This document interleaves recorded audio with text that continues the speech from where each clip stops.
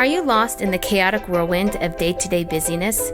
Do you yearn for a deeper sense of meaning and purpose in your life?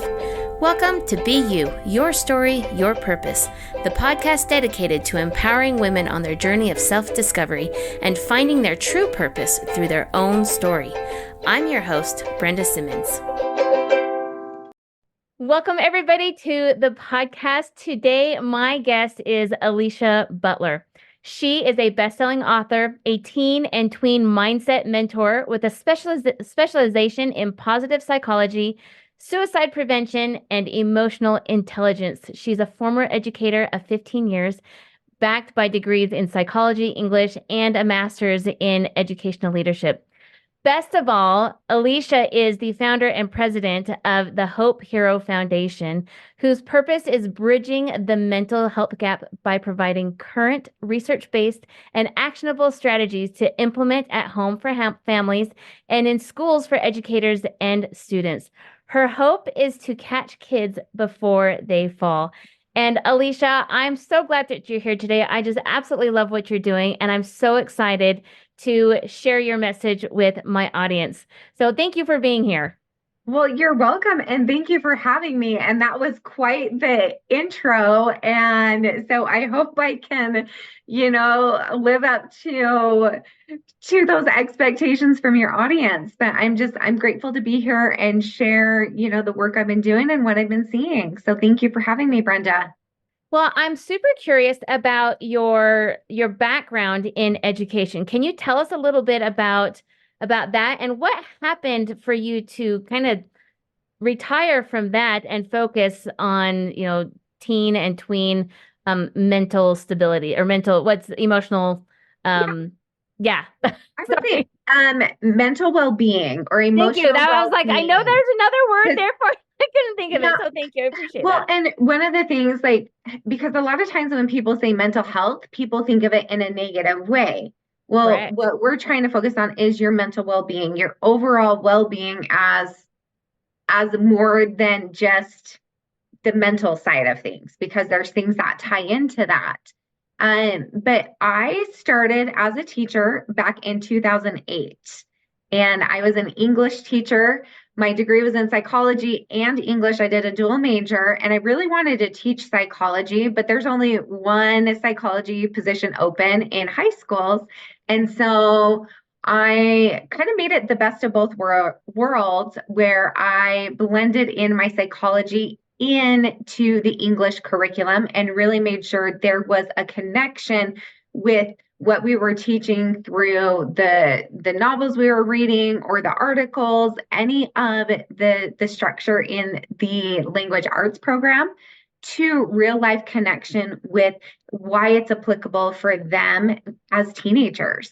So I started with that, and I absolutely loved it.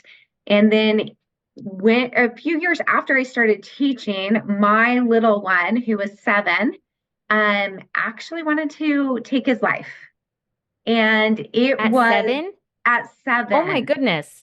And so a lot of people are like, well, 7, like, how does that happen? And I think there was a lot of biological things. I had a rough pregnancy. He was given many drugs right before he was born. Like, there was a whole bunch of factors that played into it that I believe he didn't necessarily have control over based off of how my pregnancy was. But I was, after I had him, I ended up finishing school when my second was 1. And then that's when I kind of started teaching. But some of the studies I did in my psychology program, I actually looked into the behaviors of my own child and going, okay, I was definitely aware that it wasn't air quote normal behaviors. My mom was actually a psychologist, was a school counselor in the education system for many years. And so, we were aware, but it just got to the point, where there were holes in the walls, lots of anger, running away from home. And he pulled a knife one day and would always say, the world's better off without him. It's really hard as a parent when you have a child who is experiencing that and you're trying your best to, to support them and help them, but you don't quite know how to. And that is the first time I stepped away from the classroom was to come home and save my own child's life. And one of the things that I want parents to know, and something that saved my child's life, saved our marriage, is the work of Gary Chapman and the five love languages of children. And a lot of people are like, oh, I've heard of that. That's cool. But it is game changing, life changing when you implement those strategies. And not just once, but it's the behind the scenes work, the day in and day out things that most people never stick with long enough. And I will tell you, it took about 2 years before we were seeing the positive effects of the modalities that we were doing to save our own child's life. And so that book and that work, like this boy, he's now a 19-year-old man. And Yay! yes, and he just went and played. He was a football kicker in college out in California this last year. So going from a little boy who didn't want to live to a now man pursuing and living his dream of playing college football. And so real life, real experience, like I've been there and I know there is light on the other side of it. It doesn't happen overnight. What I do is not a quick fix because quick fixes aren't sustainable. It's not something that can last. And so what I teach and do is things that I know work for me, but have also been researched and proven by so many other, scientists, psychologists, and researchers. And so I would say that is my first bit of changing my philosophy with teaching and doing that. And then the other big catalyst for things that shifted was in 2016, my sister-in-law died by an overdose. And we So knew she sorry. struggled. Well, thank you. Like we knew she struggled. We knew she had depression, anxiety, was going to a counselor, getting help, with fixing some different medications and different things. But we didn't know how bad, right? Like, we saw some of those warning signs. And so after that in 2016 is when I got involved in suicide prevention in the school system and doing that as a club that was already in place with it. And then my last 3 years, I had it as a class in my last school that I was at. And so we were really able to, I had a group of about 35 kids, and some of those were with me for 3 years to really give them that knowledge of and the background of noticing when someone's struggling, noticing these different things, and being able to refer them to help. And with me leaving the classroom and doing that, what I realized is I saw the great benefits of this program and how many lives it saved. And I also saw the gap that we're waiting until we see these warning signs, right? Absolutely. And then we're taking action. So my approach is that proactive empowerment. How do we teach these kids before crisis? Because right now, and some people get mad and upset with me saying this, but I truly believe that we do not have suicide prevention. We have crisis intervention. We are waiting and trying to just put out the fires there. And so one of the big reasons leaving was going, I've seen the gaps in the mental health field and what these kids are looking for in these teens being able to connect with them. And I'm like, we can make this. We can do this to prevent teen suicide. We've got to start earlier. We've got to catch them before and give them the tools of resilience, of mindset, of growth, of working through problem solving, and all of those things in a positive way where it's uplifting, empowering, and providing the parents and teachers and communities that same language and communication. Okay, so you just went over a whole lot of stuff. Yes, And I'm like, I know. okay, there's so many things that I want to ask you. And I, Okay. I actually agree with you 100% because I've had two of my three kids go through this as well. And I don't know that there was a harder time in my life. Like that was it was really, really tough. And I've talked about it before on this podcast before. And I agree that it's it's crisis intervention. It's not Mhm. prevention. And I've even taught my kids, principles of mindset and stuff like that. But it still comes up, And so I want to get more into the whole prevention side. But before we do that, I've got a question way back in the beginning. Okay. You talked about the five love languages of children, and I'm super familiar with just the regular book, The Five Love Mhm. Languages. Totally changed my life way back when I read it. Yeah. And so what's the difference between that book and then the one focused on children? Is it expand? I've not read that one. So can you explain the difference there? Yeah, so it has the same five love languages, all right? And so whether it's gifts, quality time, touch, acts of service, and then words of affirmation. So it has those, but it shows in a way and gives you strategies of how you can do those for your kids. Because as a child, your perception of love is different than from your parents' viewpoint. And so it's recognizing and going, how is my child feeling loved, valued, seen, heard? And how can I give that? And so sometimes there's that disconnect with it. So it's really getting parents and kids on the same communication, the same wording, right? And so Right. they can go and take the quiz.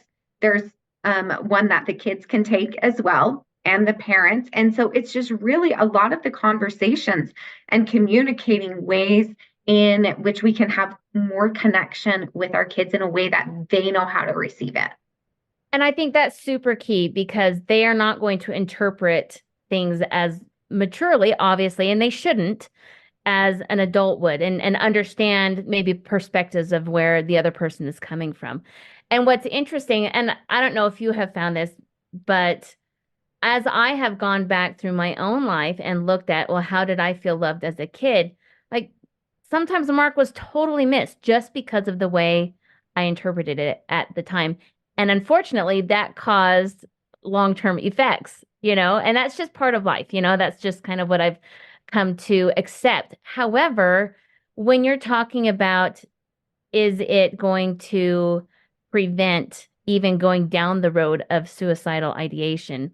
That's really huge. So I love that you started there. Yes, and I truly believe it. I've seen it. I've done that over and over again. And as an educator, I was not your normal teacher. Like I just wasn't. I did things different. And because I saw that it's what these kids needed. Like I could pick out what a child's love language was in my classroom. I looked at personalities. I could pick that up. I looked at ways in which kids learned and gave that different learning ways for my kids to show their understanding in my classroom. Not all the time, like most teachers don't come from the background that I have and all of these things to tie into mental health. And I think that's one of the reasons why I've stepped out to go, I can help a lot more teachers to be aware of that, parents to be aware of how we can incorporate these things in these micro or mini lessons to really make an impact over time and in a positive way instead of, a reactive one. Well, and as a teacher, you may not, I guess this is my question. As a teacher, you've got direct access to the kids, but how about to their parents? I know you've got like parent teacher, conferences and whatnot, but that's not really what we're talking about here. That's more on the lines of education. So how would you like when you worked with the teenagers in school, how did you or did you involve the parents? Mm-hmm. So, and a lot of teachers do this as well. And this is letting the parents know what is coming. Like, so it's called backwards design. And I do this as a teacher. I know there are many educators who do, but there are many who don't. Like, I know where we're heading. I plan out my whole year. And then and then we go backwards, right? And planning out, okay, what's coming with this unit, making sure the parents are aware of those dates, those lessons, things that are going to be important for the kids and sending those reminders. Now, a lot of times we know that like I do not see all the emails that my kids' teachers are sending me. Like, we live in such a fast-paced world with different things. And most of the time, parents are not reaching out to you as the teacher until there is a problem, right? And so answering those questions, those concerns prior to, and then I mean, I taught junior high, mainly ninth grade, my ninth graders. So they communicated with me. Like having those kids speak up and advocate for themselves was a huge part That's of it. huge. And Yeah. and that's what I told them. I said, you guys, I'm willing to talk to your parents, but you're at an age where I want you to be able to come to me as an adult and say, here's what's going on. I'm not understanding this. Like, I want to work with you and teach you those skills of problem solving, right? To advocate for yourself. So what were some of the red flags that you saw in your classes? And I know we're spending a lot of time in the classroom, but I That's believe okay. that that bleeds over into the work that you're doing now. So I Mhm. wanted to get a good foundation there. So what were some of the red flags that you saw in your classrooms?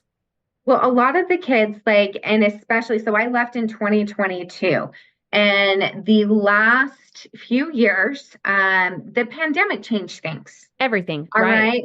Like the band-aid approaches that we were doing for the mental well-being of people was working before. But then when the world stopped and then opened back up again, we went, whoa, we're missing some key things here of being able to communicate, like a lot of those soft skills, okay, that kids were not equipped with um, doing that and teaching them how to be able to do it, to think for themselves, to have parents step back just a little bit and those kids to advocate. Because a lot of times I would see parents doing this stuff for them. They want to plow the path for the kids, thinking, I don't want my kid to have to deal with, this, and that. But what we do when that happens is we disempower the child to believe that they are capable of working through those things, and a lot more anxiety, depression, a lot more kids self-harming. I've held a child outside my classroom, holding her so she didn't go into the bathroom. I held her and cried with her, had her friend with me, and and I had my students taking the test in there. And some, like I sit there and go, I will do what's right for kids no matter what, even if it doesn't fit the rules of what I was supposed to do as a teacher. And there was that red tape of that because I would do day in and day out, I will save that child's life. And 100%. Right. but some of but what the news article would have been, teacher holds child against will, right? Mhm. Like, so there's there's a lot of red tape with what I did and what's right. Like we have rules, but I will do what is right for a child, even if the rules don't align with that. And that's where it was like, I think it's time for me to step away because a lot of this stuff, it just felt so constricting of doing what I know these kids need versus what I was going to be allowed to do with the guidelines, if that makes sense. Absolutely. It absolutely makes sense. And it kind of makes me sad that our education system is like that, because I know a lot of teachers and like I used to sub and I ran an after school program. And so I was very, very connected with the teachers in my own community when I lived in Missouri. And I can tell you every single one of those teachers would have done everything that they could to protect their kids. However, the system works against them in so many ways.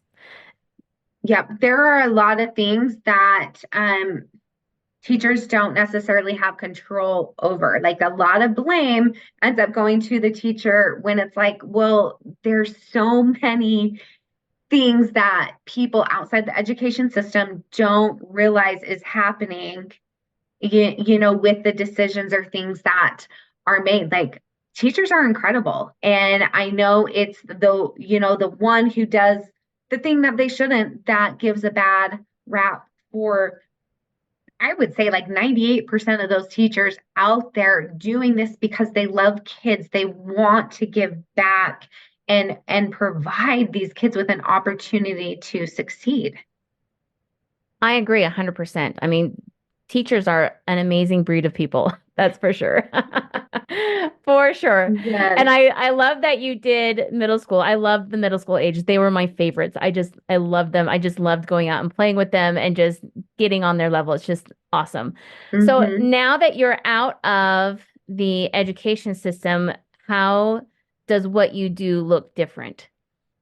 It's quite a bit different because right now, what I'm doing is a lot of networking to get the work into the school systems now, right? And into community programs that are already happening. So I've written a book. I have another book that is finished, but I just haven't published it yet. And so that will be for the younger kids. The first book is for teens, and then I've adapted that for the little kids. And it's so, so dang cute. Like it has a sloth on the cover. It's just darling.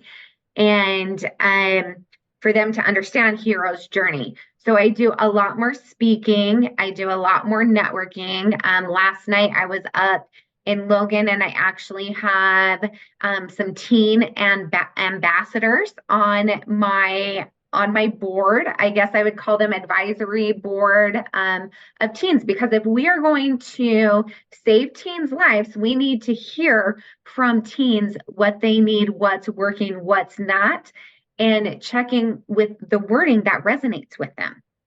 I And love that. so, yeah, I had a teen go up with me to an event last night. Lainey is absolutely incredible, doing great work. She's actually created a little program called Speak Up, and it's an advocacy program for, elementary kids to use their voices. And so a lot of what she's doing ties into everything with it, but empowering these teens to have a platform to talk about mental well-being in a great way. We have just this week, like, so I'll let you know, I've had two teens be interviewed by the Salt Lake Tribune. They're on my, they're ambassadors with the Hope Hero Foundation as well. And then tomorrow morning, we have KSL coming to do some interviews with me and some teens about how we're proactively empowering kids to be their own heroes. And so it's evolving, and we're going to have more face to face. We've got a lot of virtual and technology things that are coming, that we've just really been working on the programming and building that for accessibility, and then getting these workbooks piloted in some different schools and programs so that it can really, so everyone knows that it's evidence-based, it's research-based, it's backed up, it's been tested, it's not just things that like I made up. It's it's things that have been tested and they work, and it's a positive way to approach the rise in suicides of teens that we've been having over the last few years. So I hope that answered it. And if there's, more Yeah, it totally details. did.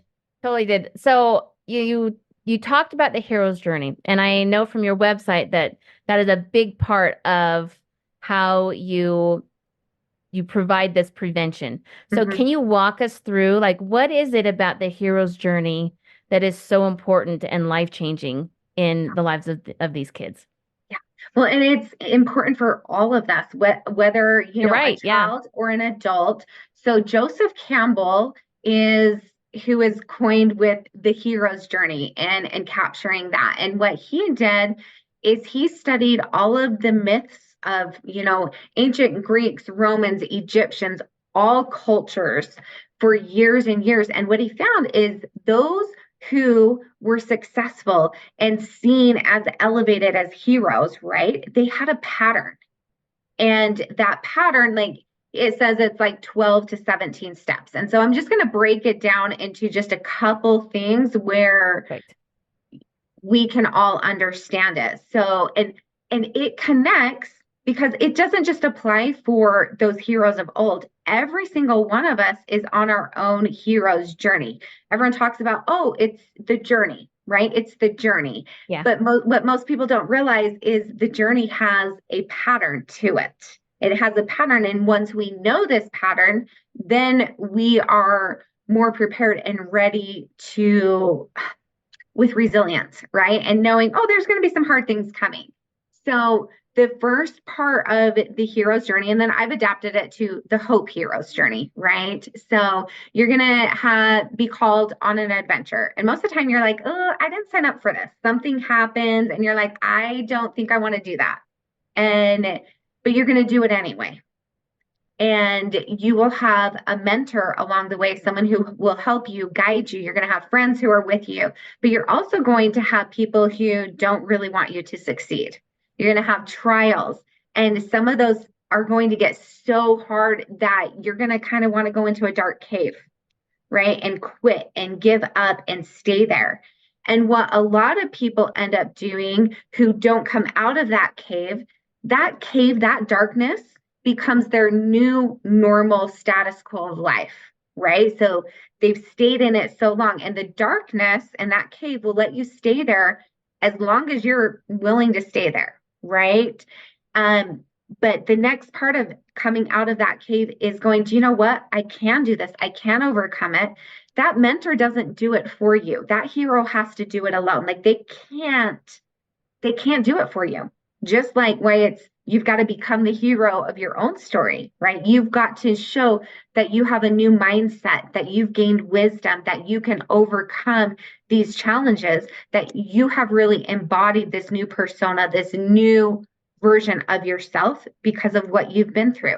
And then once you've shown that and proven that, now you have that treasure, you have that knowledge to be able to pass on to other people who are maybe just a few steps behind you, right? That you can connect to circumstances, emotions, situations that somebody else has been through because you've now been through that cycle, that system of going, wait, I've been here. I think I could help someone with it.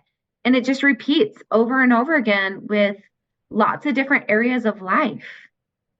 Really a beautiful process. And as you were talking about that, you mentioned before how parents will tend to do things for their kids that, you know, really disables them from being a functional future adult.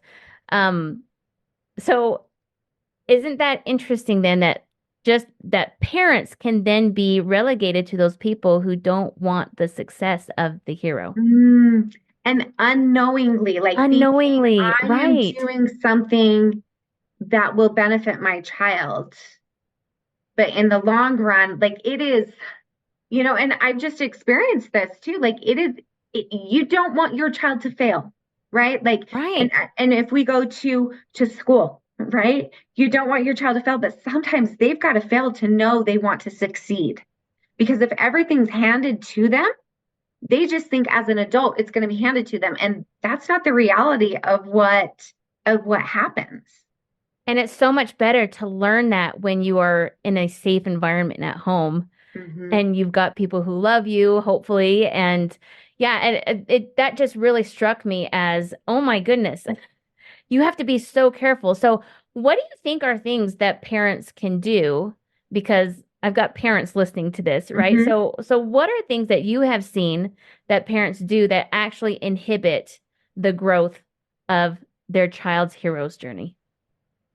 I think a lot, if we go to, education is what we have been talking about, right? In the Right. schools, let your child be accountable for the homework they turn in and don't turn in with it. And I know that's hard, and I've had to step in a couple times, but if you can really let your child learn to go up to the teacher from an early age, I'm talking elementary.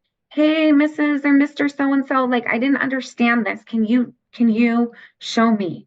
Mm-hmm. And letting the child be able to stay after school to ask for the help, going in and doing, letting them do that.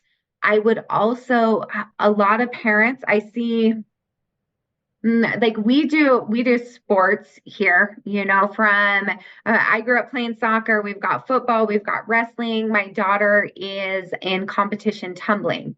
And a lot of parents, force their kids into doing that. Or if the child does it, then the parent is like noticing all the things they did wrong. Mm-hmm. Right. And so, or you could improve this, you could do this, this, and this. And what I want to encourage parents to do is just celebrate the successes that your child went out there and did something that actually most kids are not doing, and encourage them in those things that they love to do, and have it be a positive thing instead of, wanting them to achieve all of these levels. Taking some of that pressure off to go, do you know what? Like, your worth is not attached to an outcome of what you do. And I think sometimes, well, I know that for me as a kid, I thought that, like, as a soccer player, and I went and played in college and different things, and one of the reasons I left is because I thought that was my identity, right? That was my worth. And it wasn't, anything. Just when I was raised, it was different. We didn't communicate the same with it. And so with my son who's playing college football, we talk about that and we say your worth is not attached to any outcome. Like, yes, you are great at this, but it doesn't mean that's who you are. That's something you do.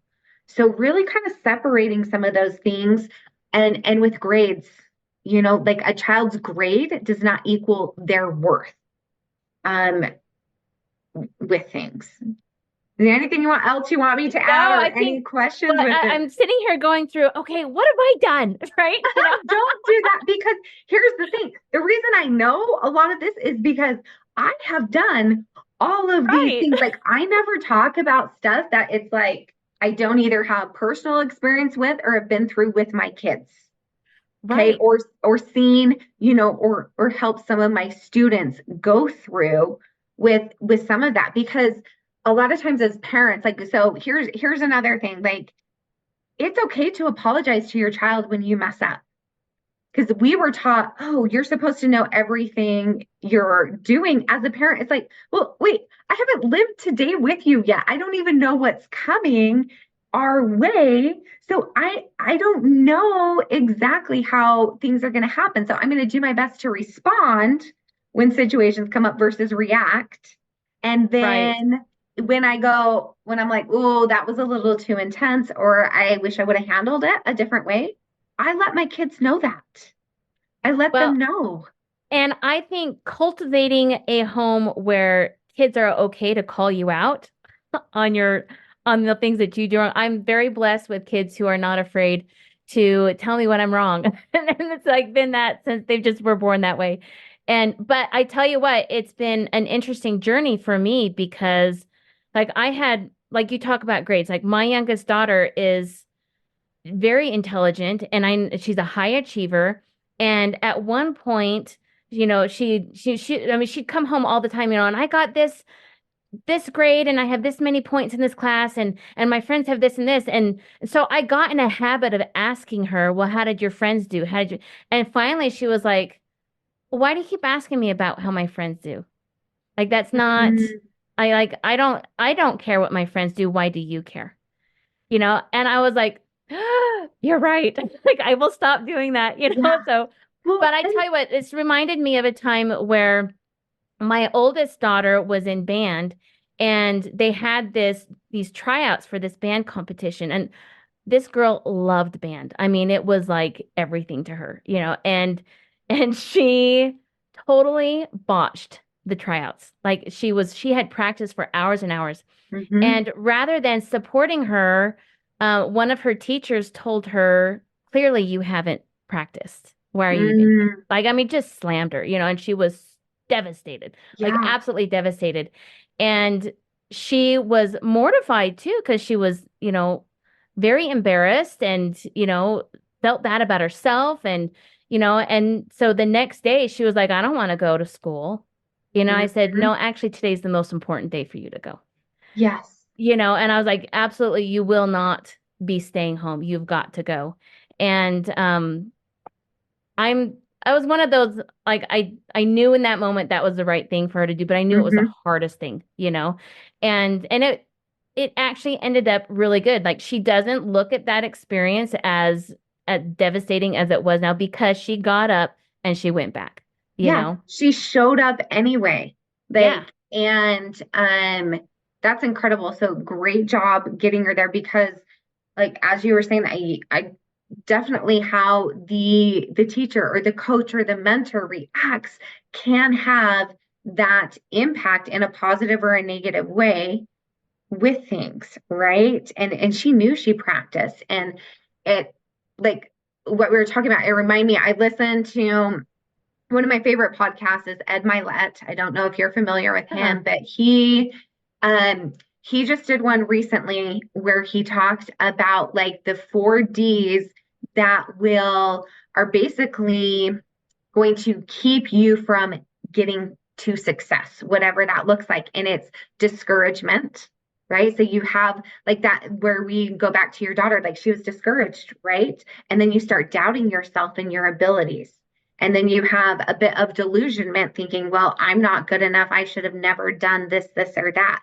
And then where you stepped in. So the next one is delay, where it's like, oh, if I just put this off and don't do it, like then I'll feel more prepared and ready to go next time. And that's actually one of those things that keeps you from success or keeps you from working through and moving through things, which is resilience, right? It's not bouncing back because you're not that same person that you were before this event or conversation. So there's no bouncing back, it's bouncing forward and moving through, right?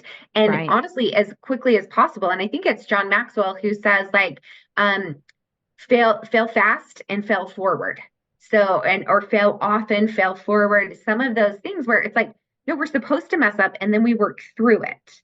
And instead of the delay, because the 50 is because we deserve to find that joy and that happiness and that success. And so, like, just your illustration of that was like, yeah, you went through all of those with it. Yeah. Yeah. It's interesting. Something else that I find that my kids are so scared to do is just make phone calls. Mm-hmm. And it's just like, yeah, just simple things like you need to call and make an appointment for the dentist. Like you're Yes. 18, you can do this. You know, and, oh, I don't want to do that. I'm like, sorry, I'm not doing it. You Mm-hmm. know, so but Yeah. it's those basic skills that, they don't necessarily, they never have the opportunity for all of those skills like what we had when we were younger. Hmm.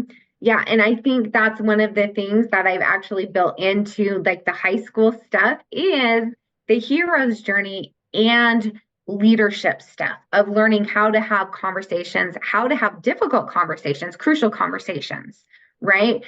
Being able to prioritize and organize things, having you've got to have those face-to-face conversations with people, making those phone calls. Like you are not the first person to say, hey, these young adults are not equipped with that. I've heard that from so many business owners of going, we've got to prepare these kids, and even working with universities, right? Like these kids need to be prepared in well elementary through high school with these soft skills that are really going to be what they need to move forward and build relationships and connections in life. Okay, so this reminds, I'm so glad you brought this up because my youngest, when she was a senior, so this is a year ago, she had to do this big term paper, like what, like 15, 20 pages long, right? And she got to choose the topic. And so because we're really big on communicating and us not letting, um, or not letting, but us doing the communication that our kids need to do, right? So Mm-hmm. my kids are very much into, let's tackle this, especially my youngest. Like when people can't talk, it drives her crazy. So she decided to do her term paper on how Gen Z is doesn't sorry, I'm gonna have to edit that out. Shh. My son poked his head and my dog was growling, so I will edit that out.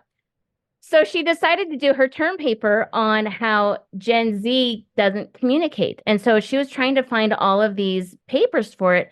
She really struggled, and especially in like the business world is where she was focusing because she had a high leadership position in her job, and it was so hard for her because kids her own age wouldn't talk with her, Mhm. and communicate. And but what she found was so much coddling in the documentation of all these articles. No, we need to change for the upcoming generation, not the upcoming Mhm. generation change. And we were fascinated at how many more articles there were for that viewpoint rather than the other. So speak to that because we found that really fascinating.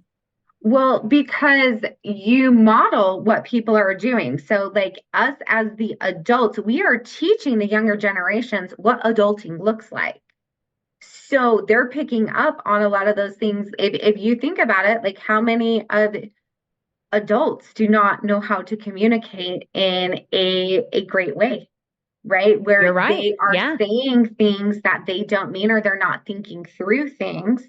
You see a lot of that happening. And I recently just did something where, and I teach my students this too, but saying you put the emphasis on the wrong syllable. Right. So putting the emphasis on the wrong syllable or the tone, right? People are misinterpreting tone based on how they're feeling, right? And interpreting it differently. And if you put the emphasis or tone on a different word, then it changes everything. And so I think it needs to absolutely be taught in the schools, in the homes, but also it's going, okay, well, where are we learning some of these things? And a lot of it's coming from social media. It's coming from those ways that there's a lot of positive things that happen on there, but there's also a lot of scrolling that is just happening. And what I teach in my programs is have a purpose and an intention for why you're on a certain platform and give yourself a time limit for when, how long you're going to be on that. And that's for kids as well as adults. They're going to do what you do, not what you say you do. They're Absolutely. smarter than a lot of adults. Like they're noticing. They're noticing. And they may not call you out on it, Yeah. but But they will then act accordingly. Uh-huh. Yeah. But then when it's like you tell them to get off their phone, it's like, well, how many times did they have to say mom, mom, or dad, dad, dad, like until you paid attention and acknowledged. So one of the things I would say is when you're having a conversation with your child, put your phone away.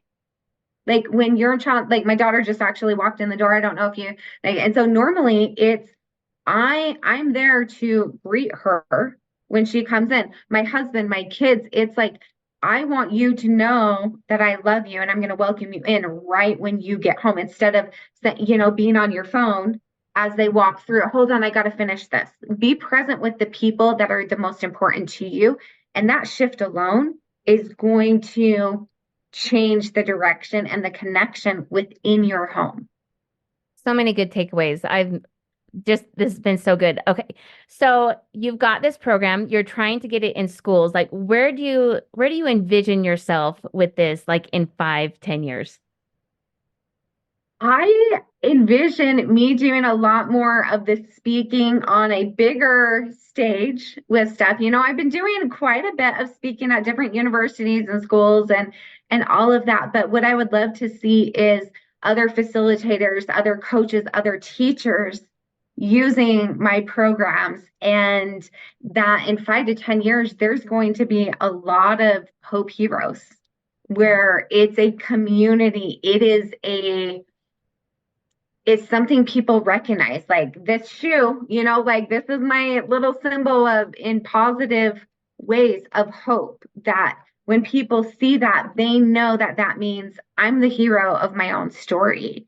And I see it really changing lives from one person to the next. And I don't need any of like I want to help people and support them in their lives. Like this is not about me. It is a somehow I just became the vessel by what I've been through and my experiences to be able to be that voice of hope for so many people. Well, and really, it's all about empowerment.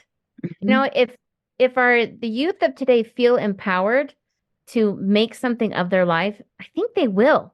But Mhm. if they don't have that feeling of worthiness and that they can do it, like that's when I see that they just really start to tank, you It know? And it is. yeah, Yeah, I agree with you because and I've seen it over and over in my classroom as well as with my own kids, and kids in my programs and all of the places that I've been is when they want someone to believe in them. And that is actually, it's John Hattie. He studied education and like the best things that work in education is teacher efficacy. And what that means is that that teacher believes in that child's ability to do something great. And then there's lots of studies. I was at a thing last night. One of the positive factors for kids being empowered is their own self efficacy, that they believe in themselves. So imagine the powerful trifecta we could have if we've got teachers believing in the kid, the parents believing in their child's ability, and the child believing within themselves. That's how we create heroes. That's how we do that. amen. Just seriously, just amen. I love that.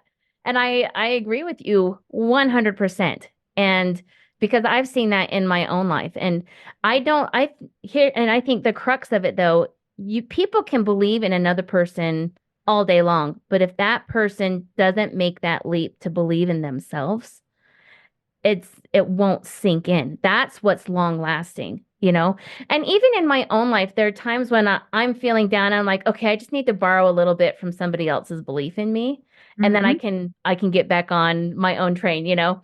But that's the key. You've got to be able to believe in yourself too and feel your own worth. You do. And it takes that courage, that courageous step. And there's four directions that the Hope Hero program does, and it's connection, it's communication, it's confidence, and then that last step is courage. It's with Yes. every step you take, you've got to have the action because the belief is amazing, but that belief without any action doesn't get you anywhere. So you've got to take those courageous steps, like 30 seconds to do something brave. And if you mess up, cool, that's part of it. Like you're not supposed to be great at something the first time you try it. And if you Right. are, then you've got a really awesome gift and talent with that. But for the rest of us, it's like we're going to keep on going and trying, even when it's hard, even when we fall down, we get back up, we rise up. Right. And I love how you said you're going to borrow some of that. Like if you've got that hope and you've got that light, make sure that you are doing that for yourself, feeling your own light and not just giving it to others, but that's how we replicate it. We keep shining that light for ourselves, and then we give those shimmers is what I call them to others who need just that little bit to believe in themselves. Okay, so if you could give a piece of advice to any youth, what would you tell him or her? I would say be brave. Be brave. You are doing amazing things. The world you're living in is so different from what we lived in. And it is okay to have your own path. Be brave in facing those challenges and be courageous and know that you're enough and that it's time to be the hero of your own story because you truly are the only one who can be that hero for yourself. Absolutely. And what would you tell their parents? I would tell them the same. I Yeah. really would because the parenting journey is very hard too. It's not the same as it was, like there's so many moving parts of that. And so I would say as the parents, give yourself some grace and give yourself some compassion in moving through these things. It does not need to look a certain way. Do what is best for your family with it. That connection with your child and the relationship should be the most important thing moving forward, right? Because if we're going to, you do not want to destroy a child's worth because of grades, because of sports, because of any of that, or them not putting the dishes away, right? Like choose some of those things that you're really reacting to and find the good in what you're doing and what your child is doing, and really take that to inspire your child to be their best selves, and you do the same. It's time, like I said, it's time to be heroes together, honestly. Okay, so where can people learn about the Hope Hero journey? So they can go to thehopehero.com. You can also go to thehopeherofoundation.org. You can find me on all social media platforms at the Hope Hero or Elysia Butler. And I'm sure you'll put, spelling Yep, and different things yep. in there, but really you can find me anywhere. You can reach out. We've got a lot of cool things in the works that are coming that we're excited to be able to empower people to be their own heroes and do it in a proactive way, knowing that, like, yes, things are hard, but the end, I never want a child to think that taking their life is the only option. There are tools, there are methods, there are strategies, and in those many doses is what we're doing. Like it's really those daily heroes compasses is what's coming. So What a beautiful mission. I just absolutely love what you're doing. And, you are one person in this world making a big difference. And thank you for what you're doing. It's amazing. well, thank you so much, Brenda. I truly appreciate it. And thank you for having a platform where you're sharing the good that other people are doing, because this ripple extends far beyond what either one of us is capable of doing on our own. So thank you so much. Absolutely. Well, this has been wonderful. Thank you so much again for taking your time to be here. And I hope we get to do this again someday. Yes, I hope so. Like in a year, there's going to be a lot more things happening. So Yes. I would love Yes. that. We'll have to do a follow-up. Okay. Thank you so much. You're welcome, Brenda. Bye. What an amazing woman Elysia is. I was talking with her a little bit more after we stopped recording, and she is what my husband and I like to call a person of passion. She knows what she wants to do. She's going after it and with all of her heart, might, mind, and her whole being. And one of the things that she was telling me was the way in which she is able to educate not just teens and tweens, but also their parents. She said one of the the assets in her program is that she will get on with like an online call with like a group call with the teens and or the youth. And then once they're all done, then the parents will come on so that there is a lot of really good communication and everybody's on the same page. And I've never heard of anything like that where the parents are so involved in the education and the mental health awareness and working towards that a similar goal as what she's got. And I just super commend her, and I think she is absolutely wonderful. So I encourage you to get on her websites and her social media, follow her along because I think she's going to be going places. Watch out for her because Elysia Butler's coming. She is a positive force for this world, as I know you are too. And I think that we need to, like she said, give ourselves grace as parents and as influencers of youth. We are not always perfect, but there's always room for improvement. And we are learning along with them in this crazy changing world. And I hope you remember to give yourself that grace. And I hope you remember that if we work together and if we look for what's good, then good will come of that. And with that, I hope you are well until we meet again. Take care. Bye. Celebrate your dreams, let them take flight, for you are a star, shining bright in every step you take. Let your